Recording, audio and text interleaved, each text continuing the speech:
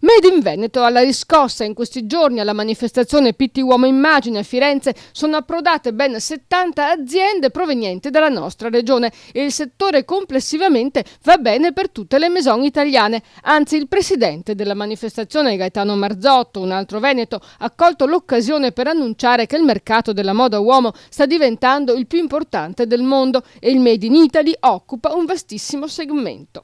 Insomma, il messaggio che arriva dagli stilisti e dagli imprenditori dell'abbigliamento è chiaro: parlare soltanto della crisi non aiuta gli industriali che in questo momento si stanno rimboccando le maniche e che avrebbero bisogno, secondo gli operatori economici, di un governo che facesse sistema.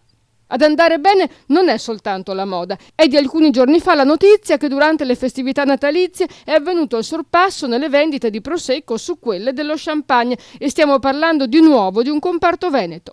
Ma tornando all'abbigliamento, la crisi, lo sappiamo, ha divorato migliaia di posti di lavoro, ma ha provocato una trasformazione benefica, gestita da 7.000 imprese e 70.000 addetti che si sono orientati sulle fasce medio-alte. E marchi come Diesel, Moncler, Bottega Veneta e altri brand meno noti al grande pubblico ma molto esclusivi si stanno facendo strada in tutto il pianeta. La parola d'ordine è internazionalizzazione e non piagnistei. Questi ultimi non servono.